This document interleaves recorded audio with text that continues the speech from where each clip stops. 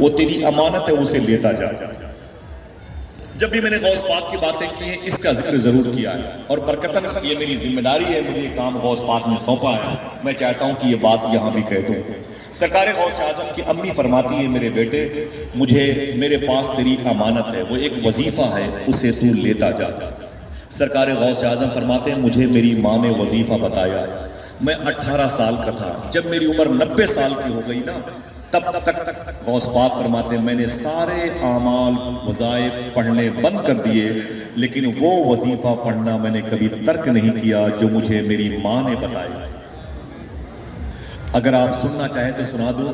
غوث پاک فرماتے ہیں میں نے جو مدارج طے کیے ہیں وہ اسی وظیفے کی بنیاد پر طے کیے، جو میرا ولایت کی دنیا میں پرموشن ہوا ہے وہ اسی وظیفے کی بنیاد پر ہوا ہے۔ سمجھ رہے ہیں آپ؟ اگر برکتاً آپ پڑھنا چاہیں تو میرے ساتھ پڑھ لیں، اسے ریکارڈ کر لیں۔ یہ وظیفہ مجھے حضور غوث پاک کی بارگاہ سے جس نے بتایا ہے اس کی تعلیم پر 25,000 لوگوں کو اللہ نے اسلام قبول کرنے کی توفیق عطا فرمائی۔ میں علماء کرام سے بالخصوص گزارش کروں گا اس وظیفے کو اپنے معمول میں رکھیں، ہر نماز کے بعد 11 مرتبے یا دن میں 111 مرتبے اسے پڑھا کریں انشاءاللہ۔ چند لوگوں کی آواز ہی صحیح برکتاً پڑھ لیں اس ادارے میں۔ بسم اللہ الرحمن الرحیم، بلند آواز، بسم اللہ الرحمن الرحیم۔ اللہ الکافی، قصدت الکافی، وجدت الکافی، کفان الکافی، لکل کافی، وَنِعْمَ الْقَافِي وَلِلَّهِ الْحَمْدِ۔ بس دعا کرو اللہ اس کے پڑھنے کی توفیق عطا فرمائے۔ سرکار غوث اعظم اپنی ماں کے قدم کو چوما، ماں رو رہی تھی، جا میرے بیٹے اب تجھ سے مجھ سے ملاقات نہیں ہوگی، بجسم ملاقات نہیں ہوگی، رونے میں یہ خطرہ ہے تالاب ندی ہو جاتے ہیں، ہنسنا بھی آسان نہیں ہے لب زخمی ہو جاتے ہیں۔ رونے میں یہ خطرہ ہے تالاب ندی ہو جاتے ہیں، ہنسنا بھی آسان نہیں ہے لب زخمی ہو جاتے ہیں۔ اسٹیشن سے واپس آ کر بوڑھی ماں یہ سوچ رہی ہے پتے دیہاتی رہتے ہیں پھل شہری ہو جاتے ہیں۔ ماں سے لپٹ کے غوث پاک آگے بڑھے۔ ایک ہمدان کی زمین ہے، کاشان کے قریب میں اصفہان بھی ہے، سیستان بھی ہے، شازان بھی ہے، آگے سمنان بھی ہے، چارے شہر میں نے خوب دیکھے وہ زمینیں دیکھی۔ تو ہمدان کی زمین پر غوث پاک جب پہنچے تو وہاں پر ایک ڈاکو تھا جس کا نام تھا احمد، وہ 60 ڈاکوؤں کا سردار تھا۔ سرکار غوث اعظم کے ایک سچ بولنے نے سب کو توبہ کی توفیق عطا فرمائی۔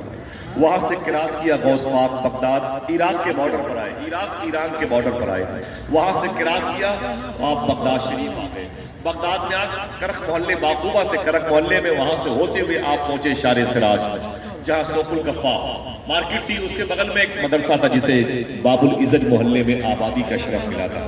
حضور غوث اعظم سرکار جب پہنچے رات کا وقت تھا، آپ نے رات گزاری، صبح کو شیخ حماد دباس کی پہلی کلاس روم میں داخل ہوئے۔ بہت غور سنا، سرکار غوث اعظم پہلی مرتبہ شیخ حماد دباس کے کلاس روم میں داخل ہوئے۔ غوث پاک پیچھے بیٹھ گئے، عمر 18 سال کی ہے۔ شیخ حماد دباس حدیث شریف پڑھا رہے تھے، اٹھ کے کھڑے ہو گئے، فرمایا جو لڑکا ابھی میری کلاس روم میں انٹری کر رہا ہے اسے اٹھا کے باہر کر دو۔ بچوں نے، اسٹوڈنٹس نے غوث پاک کا ہاتھ پکڑا، دھکے مار کے باہر کر دیا۔ حضور غوث پاک باہر چلے گئے۔ سیدنا شیخ پھر فرماتے میں اندر آ گیا، پھر بیٹھا تو پھر فرمایا شیخ حماد دباس نے، یہ بچہ پھر آ گیا، دیکھیں وَقُولُوا مَعَ الصَّادِقِينَ، جو سچوں کا سردار ہے کیسا صابر ہے۔ پھر یہ بچہ آ گیا، پھر اس کو دھکے مار کے لوگوں نے باہر کر دیے۔ تیسری مرتبہ سیدنا شیخ حضور غوث پاک فرماتے میں اندر آیا تو شیخ حماد دباس نے مجھے بلایا، بولے تعال ادھر ادھر ادھر۔ غوث پاک فرماتے میں قریب آیا، میں نے سلام کیا تو شیخ حماد دباس نے میرے سلام کا جواب دیا۔ بولے نام کیا ہے؟ میں نے کہا عبد القادر۔ رہنے والے کہاں کے ہو؟ میں نے کہا جیلان کے۔ بولے جیلانی ہو، کیا کرنے آئے ہو؟ میں نے کہا تعلیم حاصل کرنے کے لیے آیا ہوں۔ تو میری پیشانی کا بوسہ دیا شیخ حماد دباس نے اور بچوں کی طرف دیکھ کے کہنے لگے اے مدرسے کے بچوں تم کیا سمجھتے ہو یہ بچہ ناکارہ ہے اس لیے اسے میں نے بار بار کیا ہے؟ نا نا نا نا، میں نے صرف اس کے صبر کا امتحان لیا ہے، اس کے صبر کا امتحان لیا ہے۔ دیکھیں یہ کتنا بڑا صابر ہے یہ بچہ، اور سنو پھر غوث پاک کی طرف مڑے شیخ حماد دباس، غوث پاک کی پیشانی کا بوسہ دیا اور ایک جملہ کہا. آپ نے فرمایا اے شہزادے شیخ عبد القادر، آج میرا دور ہے، میں کرسی خطابت پر حدیث مصطفیٰ پڑھا رہا ہوں. کل ایک دور ایسا آئے گا تیرا جب تو اسی بغداد شریف کی کرسی ولایت پر بیٹھ کے اللہ کے حکم سے اعلان کرے گا قدمی ہادہی علی رقبت کل ولی اللہ. اے شیخ عبد القادر، جب یہ اتھارٹی تجھے مل جائے تو اس بوڑھے کو بھولنا نہیں، اس کے حق میں بھی دعائیں کرتے. اللہ اکبر. شیخ حماد دباس کی محفل میں غوث پاک سرکار رہتے تھے اور تقریباً 8 سال تک آپ نے ادارے کے بڑے بڑے اساتذہ سے علم دین حاصل کیا. سیدنا شیخ کی عمر شریف تقریباً 25 سال کی ہوئی. کتنی؟ اونچی بولیں، آواز کم آ رہی ہے، اونچی بولیں. بہت بہت شکریہ. 25 سال حضور غوث پاک کی عمر شریف جب ہوئی نا، تو معلوم ہے ایک خادم ہے شیخ بقا بن بدو، وہ کہتے ہیں کہ میں غوث پاک کے ساتھ چل رہا تھا. سرکار غوث اعظم رضی اللہ تعالیٰ نے فرمایا کہ میں اب اکیلے سفر کروں گا یہاں سے. 25 سال کی عمر میں غوث پاک نے بغداد شریف چھوڑ دیا. 18 سال کی عمر میں جیلان چھوڑا، 25 سال کی عمر میں بغداد شریف چھوڑا. وہاں سے کہاں گئے؟ بغداد شریف سے 40 کلومیٹر کے فاصلے پر ایک شہر ہے جسے مدائن کہتے ہیں، جس کے دامن میں وہ صحابی رسول لیٹے ہوئے ہیں جن کے بارے میں حضور نے ارشاد فرمایا تھا دنیا والے جنت کو ڈھونڈتے ہیں، جنت میرے سلمان فارسی کو ڈھونڈتی ہے. جن کے بغل میں 1.25 لاکھ صحابہ میں رازدار مصطفیٰ حذیفہ یمانی لیٹے ہوئے ہیں. جن کے بغل میں مدینہ شریف میں پرانی مچھلی کی مارکیٹ میں رہنے والے جناب عبداللہ کے بیٹے جناب جابر کا مکان تھا، جن کے گھر میں حضور نے جنگ خندق کے موقع پہ دعوت کھائی تھی، ان کے بیٹے عبداللہ جو مدائن میں مزار شریف ہے وہ آرام کر رہے ہیں. ان کے بغل میں امام زین العابدین کے بیٹے امام باقر کے بیٹے امام جعفر صادق کے سگے بھائی امام طاہر لیٹے ہوئے ہیں. انہی کے سامنے کسرا کا وہ محل ہے جو حضور کی پیدائش پر جس کی دیواریں پھٹ گئی تھی، اس کے 1 کلومیٹر بغل میں نہر دجلہ کا وہ بیلٹ ہے، وہ لہریں ہیں جس لہروں کے قریب مسلمانوں کی فوج گئی تھی اور کشتی نہ ہونے کی بنیاد پر پریشان ہو کر کے لوٹی نہیں تھی، بلکہ اپنے گھوڑے نہر دجلہ کی لہروں پہ دوڑا دیے تھے. قلندر لاہوری ڈاکٹر اقبال کہتا ہے دشت تو دشت ہے دریا بھی نہ چھوڑے ہم نے، بحر ظلمات پہ دوڑا دیے گھوڑے ہم نے. تو ڈاکٹر اقبال کا یہ شعر وہیں پہ کہا گیا. اسی زمین کو مدائن کہتے ہیں. مدائن میں بہت بڑا پہلے جنگل تھا تاکہ کسرا کے قریب میں. سرکار غوث اعظم فرماتے میں اس جنگل میں چلا گیا. میں نے بچپن میں وعدہ کیا تھا عبد القادر عاشق بن کے دکھائے گا. بچوں کو روٹی نہ ملے تو اپنے اساتذہ سے شکایت کرتے ہیں، چاول نہ ملے تو اپنی ماں اور اپنے باپ کو فون کرتے ہیں مدرسے میں میری لائف چوپٹ ہو گئی، میں کھاؤں گا نہیں تو رہوں گا کیسے. تھوڑے دنوں کے لیے اگر پانی میں کوئی قلت آ جائے تو ہم گالیاں دیتے ہیں اپنے ٹیچروں کو. سرکار غوث اعظم فرماتے میں نے 25 سال مدائن کے جنگل میں گزارے، 25 سال مدائن کے جنگل میں گزارے. میرے کھانے کے لیے کبھی کبھی پورے سال تک ایک چاول کا دانہ بھی نہیں ہوتا تھا. جن کے نام سے آج لنگر آباد ہے وہ بھوکا رہتا تھا پورے سال. پورے سال کہتے ہیں سیدنا شیخ کی مجھے پانی پینے کی اجازت نہیں تھی. آج ہم جیسے آدمی جلسوں میں جاتے ہیں، اگر ٹھنڈا پانی نہ ملے تو لو اٹیچی اٹھا لیتے ہیں. یہ ہمارے کبر اور کبھی کبھی اس قدر غرور اور تکبر میں رہتے ہیں.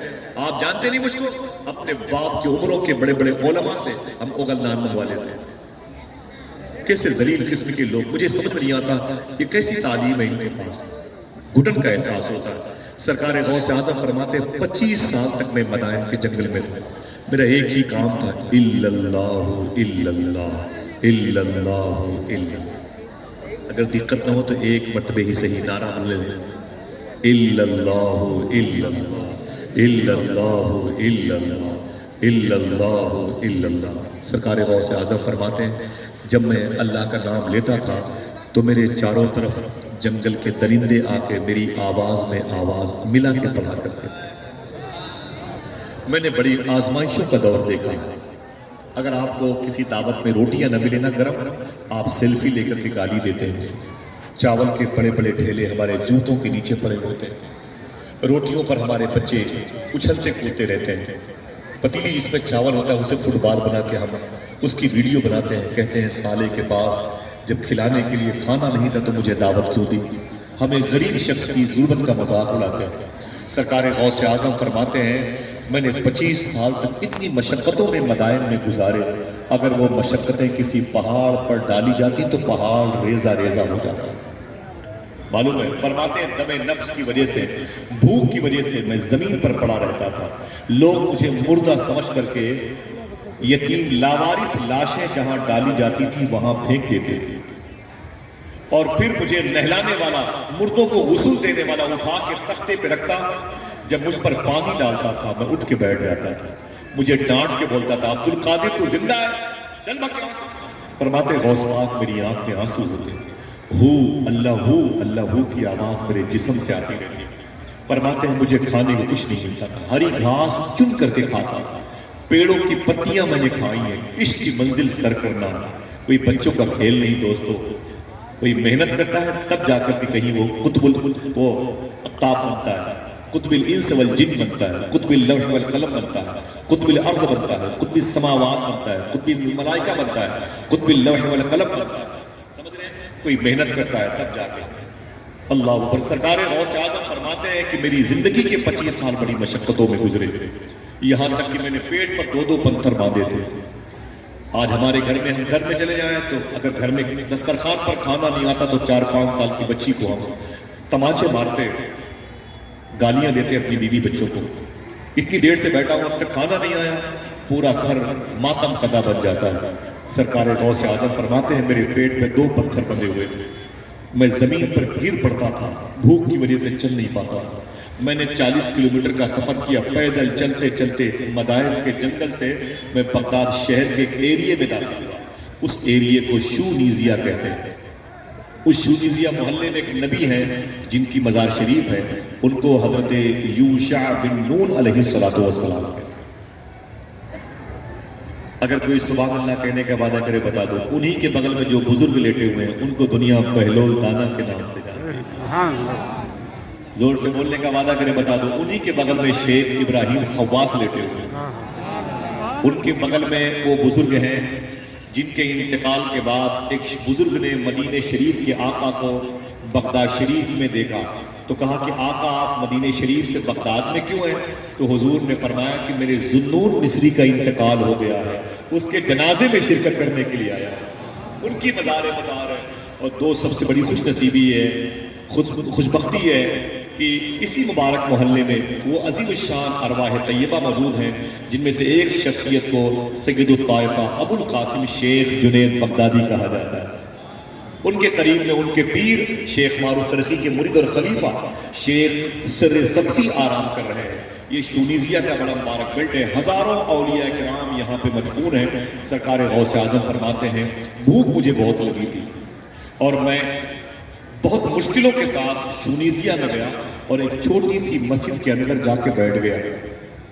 میں یہ باتیں اس لیے بتا رہا ہوں کہ مدرسے کے بچے ہیں، کبھی شاید میری بات ان تک محفوظ رہے اور کبھی کسی دعوت یا قرآن خوانی کی تقریب میں کچھ لمحے دیر ہو جائے تو وہ شکوہ شکایت نہ کریں۔ آپ سے اس لیے بتا رہا ہوں کہ جلسہ ایک انسٹیٹیوٹ ہے، ایک سیکھنے اور پڑھنے کی جگہ ہے۔ اگر تھوڑی سی اس فائل کو آپ ازبر کر لیں گے تو کبھی کسی غریب آدمی کے دسترخوان کی روٹیاں ختم ہو جائیں گے تو آپ مذاق نہیں اڑائیں گے، آپ کی ذمہ داری بنتی، اسی لیے آپ کو بلایا جاتا ہے جلسوں میں۔ سرکار غوث اعظم فرماتے ہیں میں اندر گیا، اس مسجد میں ایک کنارے پر بیٹھ گیا، مجھے بھوک بہت لگی تھی۔ اچانک تھوڑی دیر کے بعد ایک اور شخص کھانا لے کے ٹفن میں وہ مسجد کے دوسرے کنارے پر آ گیا، میں اسے جانتا نہیں تھا، وہ مجھے جانتا نہیں تھا۔ میں اس واقعے کو پڑھا تو بہت رویا تھا۔ سرکار غوث اعظم فرماتے ہیں اس نے اپنا جھولا کھولا، یعنی ٹفن کھولا اس نے، تو اس میں سے کھانا نکال کے کھانے لگا، اسے حساسیت کہتے ہیں۔ سرکار غوث اعظم فرماتے ہیں بھوک مجھے بہت لگی تھی لیکن لقمہ وہ توڑ کر کے اپنے منہ میں ڈالنے کے لیے اٹھاتا تھا اور بھوک کی وجہ سے منہ میرا کھل جایا کرتا تھا۔ اللہ اکبر۔ سرکار غوث اعظم فرماتے ہیں مجھے اس نے دیکھا تو کہا تھا کہ مسافر ادھر آ، تو غوث پاک فرماتے ہیں میں اٹھ کر کے بڑی مشکل میں اس کے پاس گیا۔ میں جانے کے بعد میں نے کہا کیا بات ہے؟ اس نے کہا بھوکے ہو؟ میں نے کہا ہاں بھوکا ہوں۔ اس نے کہا لے کھا لے، نہ یہ تیرا ہے نہ میرا ہے، کھا لے۔ سنیے، نہ میرا ہے نہ تیرا ہے، اسے کھا لے۔ تو سرکار غوث اعظم فرماتے ہیں تیرا نہیں ہے میرا نہیں ہے، پھر یہ کس کا ہے؟ تم ہو کون اور کہاں کے رہنے والے ہو؟ تو اس مسافر نے کہا اے مسافر میں تجھے نہیں جانتا، تو مجھے نہیں جانتا، میں بغداد شریف کا نہیں ہوں۔ تو سرکار غوث اعظم فرماتے پھر کہاں کا؟ موصل کرنے والا ہے؟ فرمایا نہیں، میں عراق کا ہی نہیں ہوں۔ تو پوچھا غوث پاک نے پھر کہاں کے ہو تم؟ بولے میں ایران کا رہنے والا ہوں۔ کہاں کے؟ اونچی بولے ایران غوث پاک کی پیدائش کا ملک ہے۔ بولے تم ایرانی ہو؟ ایران میں کہاں کے ہو؟ مشہد کے، تہران کے جس کا نام پہلے رے تھا۔ تم مشہد کے ہو، تم تہران کے ہو، تم جام کے ہو، تم شازان کے ہو، سمنان کے ہو، سنجر کے ہو، سیستان کے ہو، اصفہان کے ہو، تم کہاں کے ہو؟ اس نے کہا نا مسافر میں ان شہروں میں کہیں کا نہیں ہوں۔ بولے پھر تم کہاں کے ہو؟ اس نے کہا اے مسافر میں جیلان کا رہنے والا ہوں۔ جیلان غوث پاک کی پیدائش کے شہر کا نام تھا۔ اتنا سنا تو غوث پاک کو تم جیلانی ہو؟ اس نے کہا ہاں میں جیلان میں پیدا ہوا ہوں۔ تو یہاں کیا کرنے آئے ہو؟ اس نے کہا میں بزنس کے لیے بغداد آیا ہوں۔ بولے پھر؟ بولے میں جب اپنے گھر شہر سے نکل رہا تھا تو میرے محلے میں شرفا کا ایک خاندان رہتا ہے، شریفوں کا ایک قبیلہ رہتا ہے، حسنی حسینی سادات رہتے ہیں، ان میں سے ایک بڑی مبارک بوڑھی خاتون رہتی ہے۔ سرکار غوث پاک فرماتے ہیں پھر؟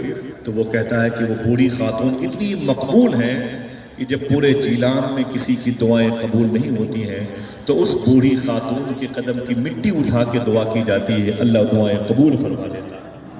بولے اس کا نام کیا ہے؟ اس مسافر نے کہا دیکھنا کتنے لوگ سبحان اللہ کہتے ہیں۔ بولے اس کا نام فاطمہ ام الخیر ہے۔ یہ نام غوث پاک کی امی جان کا ہے۔ چلو کہ بغداد شریف؟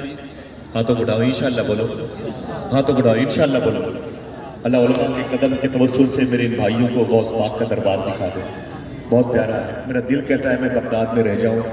میں جتنے پیسے کماتا ہوں بغداد، صرف بغداد جانے کے لیے۔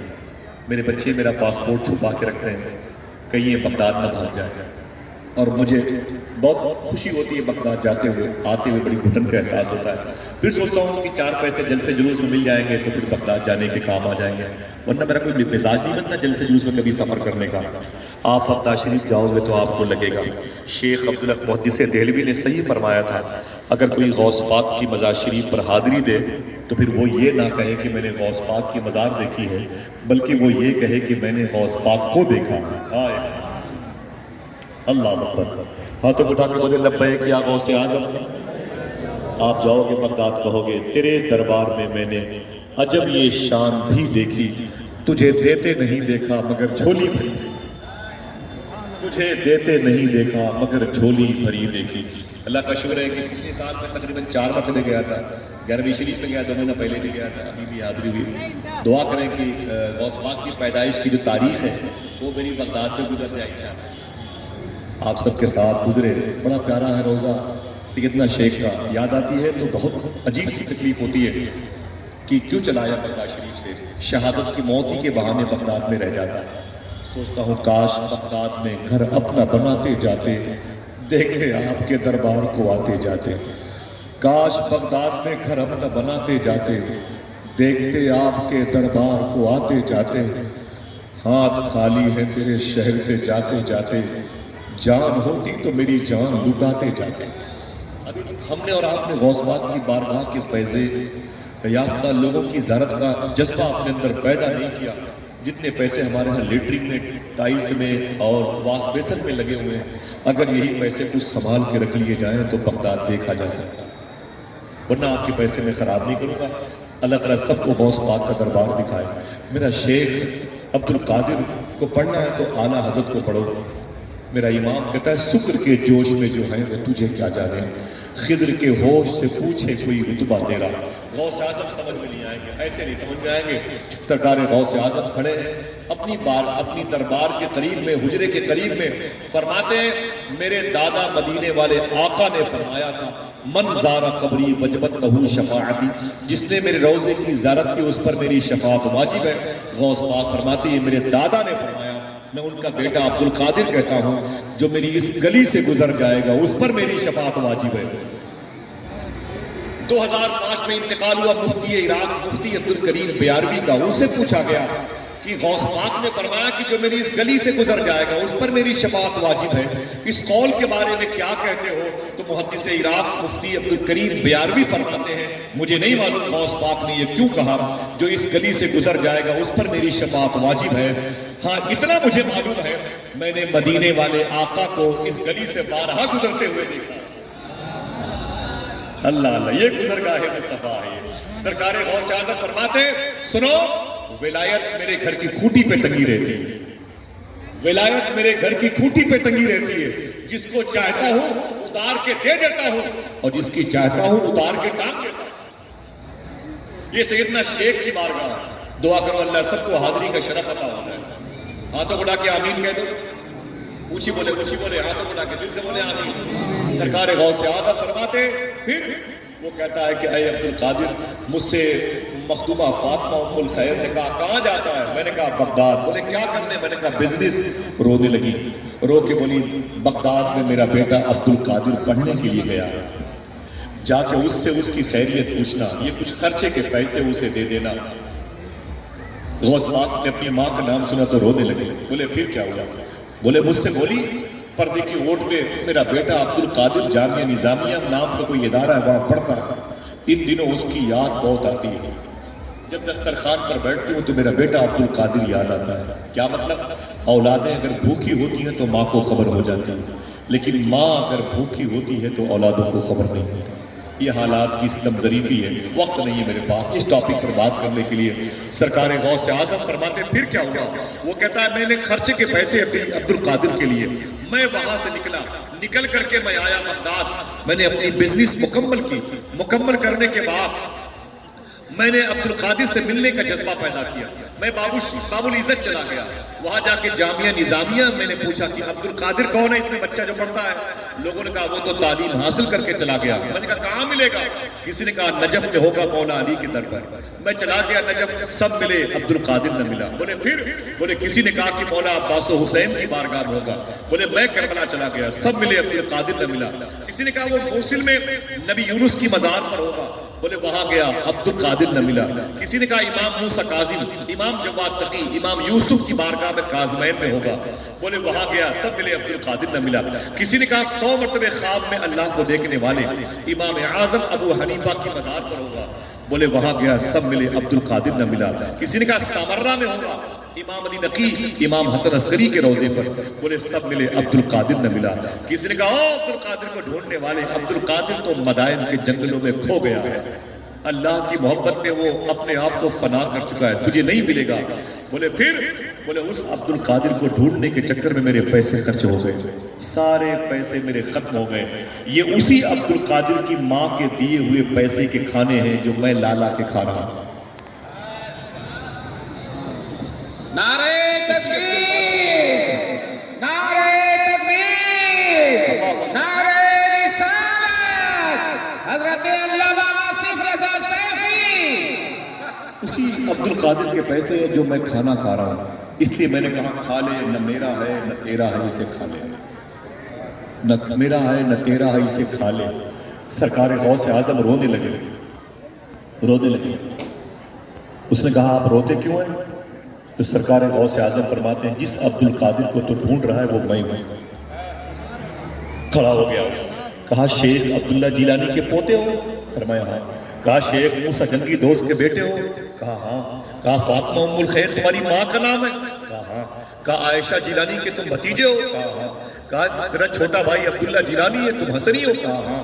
اس نے غوث پاک کی پیشانی چومی. کہا اس شریفوں کے خاندان سے تمہارا تعلق ہے؟ فرمایا ہاں. بولے پھر یہ اپنا حلیہ کیا بنا رکھا ہے؟ غوث اعظم فرماتے میں نے بچپن میں وعدہ کیا تھا عبدالقادر عاشق بن کے دکھائے گا. اس نے کہا عبدالقادر اس سے پہلے تم میرے مہمان تھے، میں میزبان تھا، اب تم میزبان ہو، میں آپ کا مہمان ہوں. اگر کہو گے تو کھاؤں گا، نہیں کہو گے تو نہیں کھاؤں گا. غوث پاک سرکار نے اس مہمان کو اپنے ساتھ کھانا کھلایا، اور کھانا جب کھا چکے نا تو وہ جو بچے ہوئے پیسے تھے غوث پاک کی امی کی غوث پاک سرکار کو دیے گئے، ہمارے پاس ہوتے ہم پاس بک لے کر کے اس میں جمع کر دیتے بینک میں۔ غوث پاک نے ان پیسوں کو جمع نہیں کیا، اسے خرچے کے پیسے دیے اور دینے کے بعد بغداد کی منڈی میں چلے گئے اور کھانا خریدا، فروٹس خریدے، میوہ جات کی چیزیں خریدی، کھانے پینے کی اشیاء خریدی، نوکر چاکر کو بلائے اور سب کے سروں پہ کھانے کے ٹوکرے لاد دیے اور فرمایا اے لوگو بغداد کی ہر گلی سے گزرو، اگر کوئی بھوکا ہو تو اسے عبد القادر کا لنگر کے کھانے کھلا دو، اگر کوئی پیاسا نظر آئے تو اسے ٹھنڈے مشروب پلا دو اور بتا دو کہ عبد القادر کے رہتے ہوئے کوئی بھوکا نہیں رہے گا۔ پورے پیسے غوث پاک سرکار نے اسی دن خرچ کر دیے۔ ایک دوست سے ملاقات ہوئی، اس نے کہا عبد القادر کل تو پیٹ پر پتھر بندھے ہوئے تھے اور آج یہ لنگر پہ لنگر چل رہا ہے۔ سرکار غوث اعظم فرماتے ہیں یہ پیسے مجھے میری ماں نے بھیجے، جن کی مائیں زندہ ہیں ذرا اونچی بولے، مجھے یہ پیسے میری ماں نے بھیجے۔ تیری ماں نے یہ پیسے تجھے بانٹنے کے لیے؟ فرمایا نہیں، مجھے خرچے کے لیے بھیجے۔ بولے پھر تو نے سارے پیسے خرچ کر دیے؟ فرمایا میں نے سارے پیسوں کے لنگر تقسیم کر دیے۔ اس نے کہا عبد القادر عجیب انسان ہے، کل کیا کھائے گا؟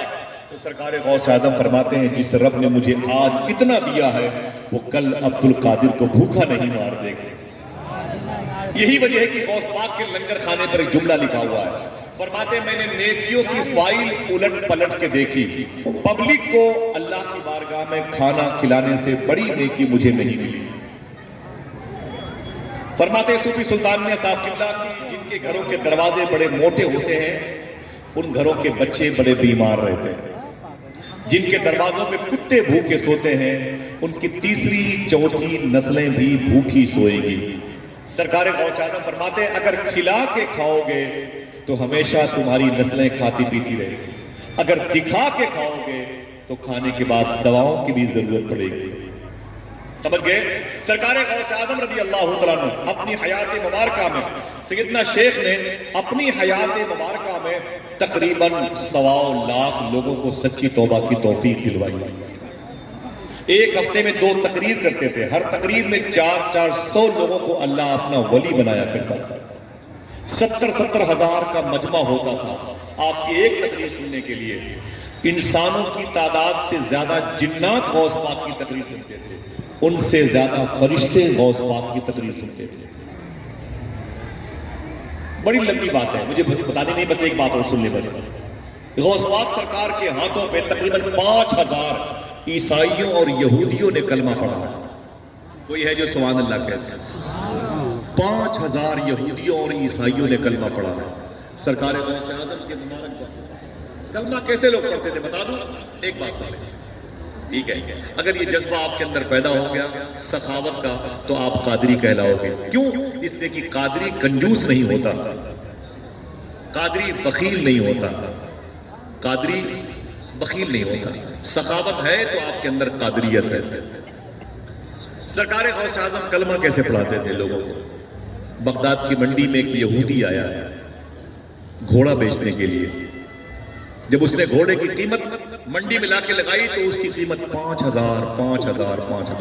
کوئی ایک آدمی بولے گھوڑے کی قیمت کتنی تھی؟ آواز نہیں آئی۔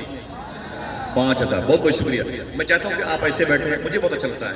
اور جب غوث پاک کے بیٹے حضور قائد اہل سنت سید شباہت میاں شاہ صاحب قبلہ آئیں گے نا تو انشاءاللہ کوئی خاموش نہ رہے گا، انشاءاللہ بولے۔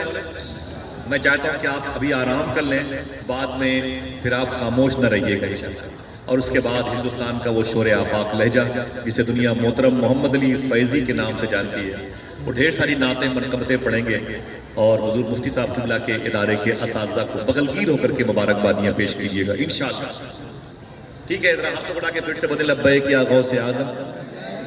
بس سنیں، بہت بہت شکریہ آپ کا۔ سرکار غوث اعظم کلمہ کیسے پڑھاتے تھے؟ پسٹل کے وجہ سے، یہ تلواریں، نیزے، نا انداز تبلیغ کیسا تھا سیدنا شیخ کا؟ بغداد کی منڈی میں یہودی آیا، اس نے گھوڑے کو لایا بیچنے کے لیے، گھوڑا بڑا قیمتی تھا، گھوڑے کی قیمت 5000۔ شام تک وہ گھوڑے کی قیمت اپنی زبان سے ادا کرتا رہا، گھوڑا نہ بکا۔ سورج ڈوبا، اس کا دل ڈوبا، پریشان ہو گیا۔ جب شام ہونے لگی تو اور پریشان ہو گئے، تھوڑی دیر کے بعد اس نے اپنے گھوڑے کی قیمت 5000 سے کم کر کے 2000 میں کر دی. اب یہ گھوڑا کتنے کا؟ اب 2000 کا 2000 کا. جیسے اس نے 2000 کہے نا ویسے ہی غوث پاک اس بازار میں آ گیا. حضور سیدنا شیخ اس منڈی میں آ گئے. جیسے ہی غوث پاک اس بازار میں آئے نا تو سیدھے اس گھوڑے والے کے پاس اس کی پیٹھ پر ہاتھ رکھا غوث پاک نے. آواز سمجھ میں آ رہی ہے؟ بولے. بہت بہت شکریہ. اس کی پیٹھ پر ہاتھ رکھا سیدنا شیخ نے. ہاتھ رکھنے کے بعد غوث اعظم سرکار فرماتے ہیں یہ گھوڑا کتنے کا؟ اس نے کہا کتنے کا؟ 2000 کا. غوث پاک فرماتے ہیں یہ گھوڑا سستا ہے, اسے اور مہنگا ہونا چاہیے. اللہ منظور صاحب تو گھوڑا اور مہنگا ہونا چاہیے, تم اسے کیوں بیچتے ہو اتنا سستا؟ اس نے کہا نا نا نا نا نا, یہ گھوڑا دن میں 5000 کی قیمت کا بک رہا تھا, لیکن میں نے قیمت تو لگائی تھی, بکا نہیں.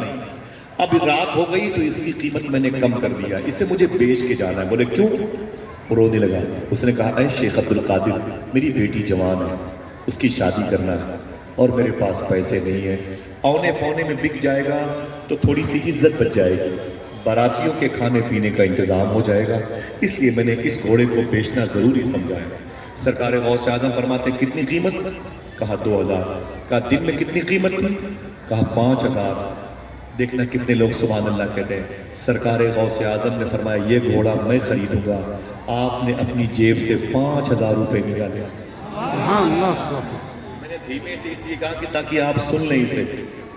ہمارے یہاں بہت لوگ حضرت بازار جائیں گے جھولا اور پیسہ لے کے نا, تو چائے خانے پر بیٹھے رہیں گے, وہیں عصر بھی نکل جائے گی, مغرب بھی نکل جائے گی, اور پوچھا جائے گا چچا کیا کرنے آئے ہو؟ بولے سبزی خریدنے آیا ہوں.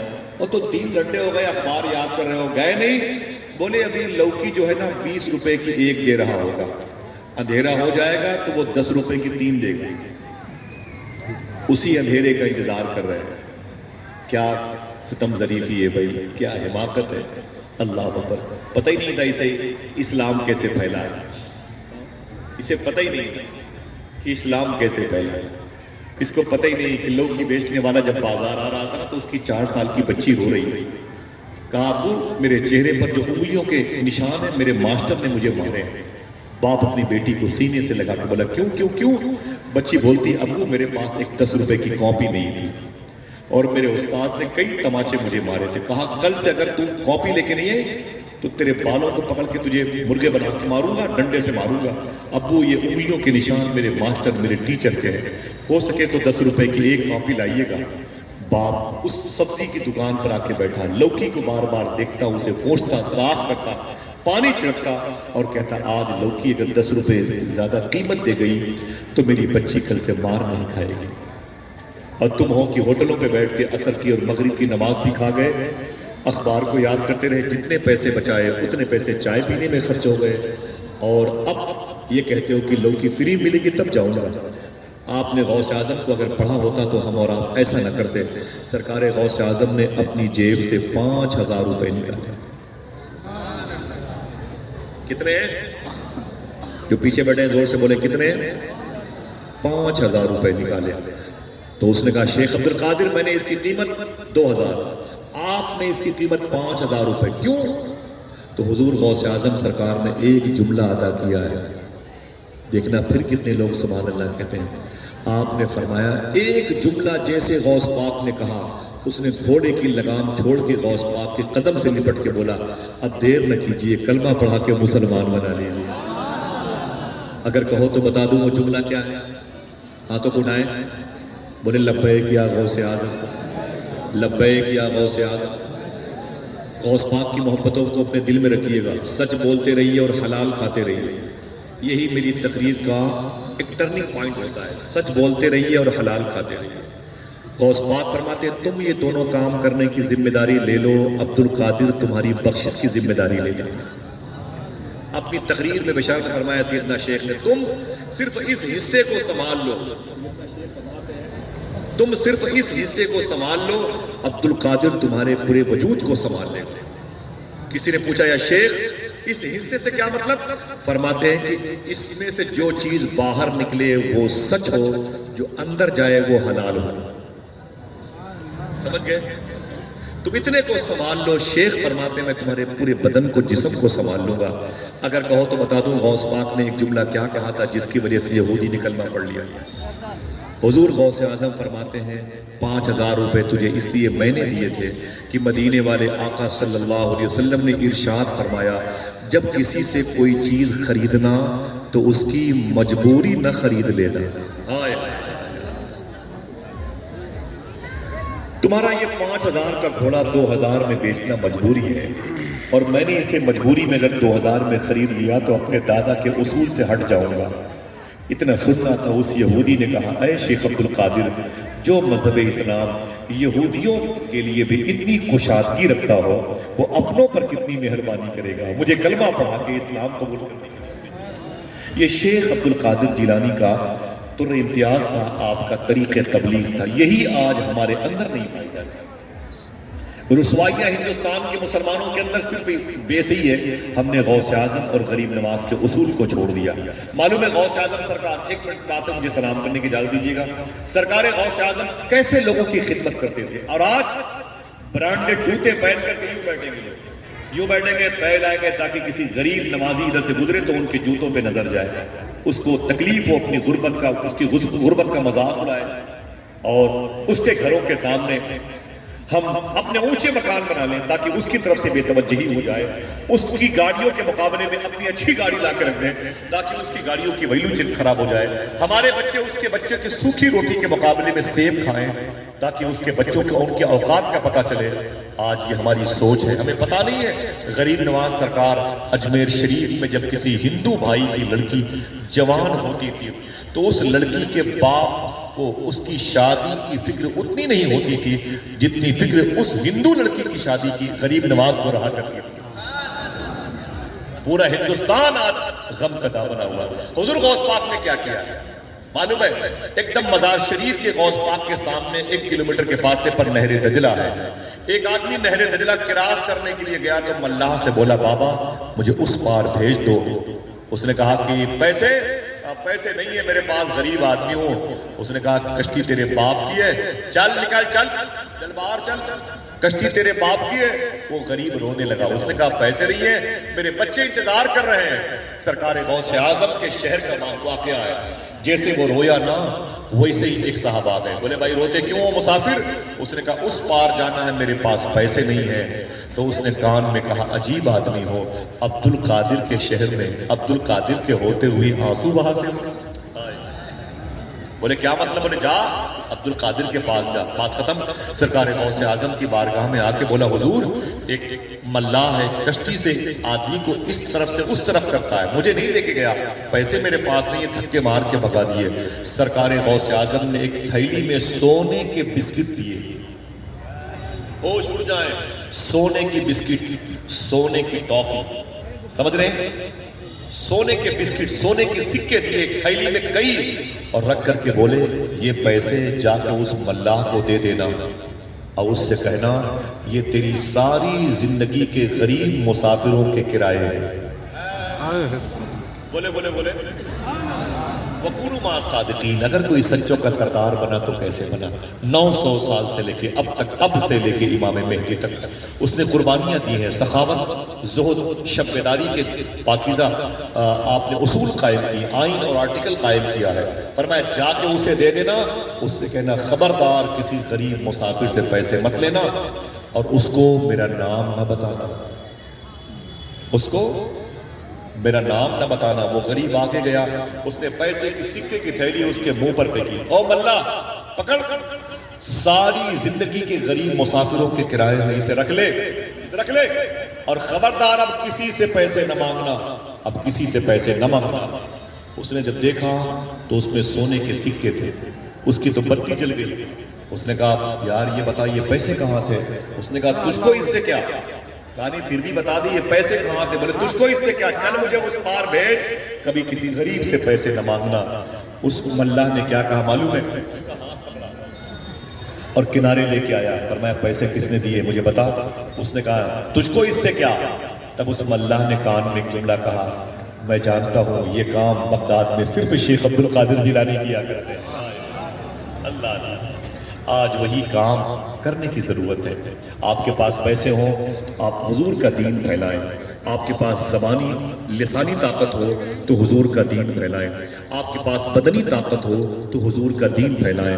تب نہ یہ مبارک قلعے ہمیں حلال و حرام کی تمیز کا پاکیزہ اصول کی ایک نصاب دیں گے، کتاب دیں گے، جو ہمارے بچے پڑھ کر کے اپنے ماں باپ کے بڑھاپے کا سہارا بنے یا نہ بنے، مغفرت کا سامان ضرور بن جائیں انشاءاللہ. کہتے ہیں تو سچ بولنا اور حلال کھانا یہ قادریوں کا شیوا ہے. اگر مسلمان اس دور میں صرف سچ بولنے لگے اور حلال کھانے لگے تو صوفیہ فرماتے ہیں کہ ہندوستان کا جو مستقبل قریب اور بعید کا معاملہ ہے وہ روشن و تابناک ہو جائے گا. ساری ذلت و رسوائی کا بیس مسلمانوں کی حرام خوری ہے، سچ سے دوری ہے اور حلال سے دوری ہے. میں نے پوچھا صوفی صاحب سے، چور غوث پاک کے دربار میں آیا تھا، اسے ابدال بنا دیا گیا. ارے چور کو کہیں آئی جی بنایا جاتا ہے، چور کو ڈی آئی جی بنایا جاتا ہے، چور کو پہلے قید میں رکھا جاتا ہے، پھر وہ جرم کی سزا کاٹنے کے بعد باہر نکلتا ہے، تیاری کرتا ہے، تب وہ جا کے کہیں وہ نیچے سے اوپر جاتا ہے، home guard, police, military, army, I S, I P S, I G, D I G ہوتے ہوئے جا کے آگے جاتا ہے. غوث پاک نے پہلے ایک چور کو ابدال بنا دیا. یہ کیا مطلب ہے؟ ابدال کیسے بنتا ہے معلوم ہے؟ کوئی شخص انسان ہوگا، انسان ہونے کے بعد وہ پرہیزگار ہوگا، اسے مومن کہا جائے گا، اور پرہیزگار ہوگا متقی کہا جائے گا. متقیوں کی جماعت سے آگے نکلے گا تو صالحین کہا جائے گا. صالحین کی جماعت سے آگے نکلے گا تو اسے اللہ اگر چن لے گا اپنا ولی بنائے گا.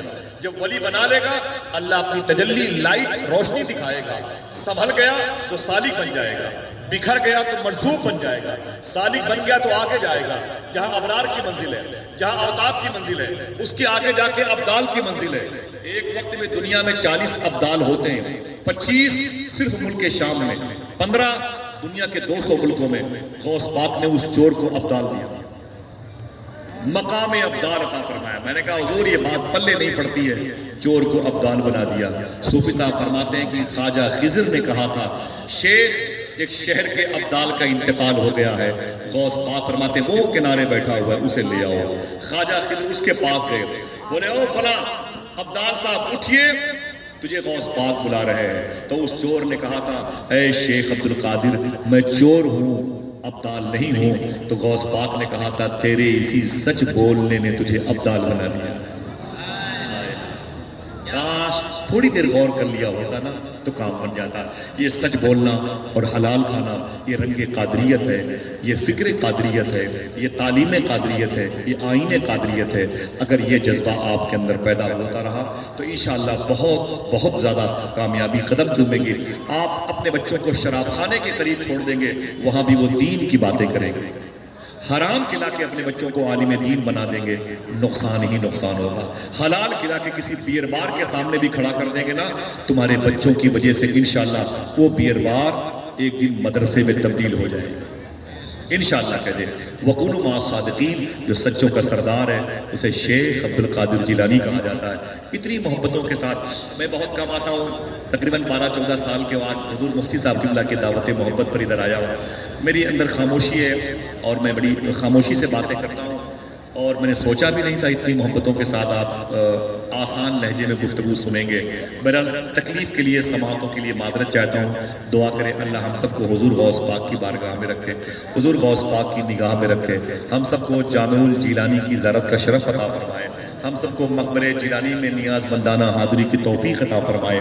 آج حضور غوث پاک کی بارگاہ میں جس خادم کی ڈیوٹی ہو اللہ اس کی جوتوں کے صدقے طفیل میں ان علماء کرام کے آبا و اجداد پر، ان کے امجاد پر، ان کے ہم عصر مشائخ پر کرم فرمائے. سننے والوں میں جو لوگ بیٹھے ہوئے ہیں ان کے گھروں میں کوئی بیماریاں ہوں تو سیدنا شیخ کے نام مبارکہ کی برکتوں سے اللہ تبارک و تعالیٰ اسے شفا میں تبدیل فرما دے.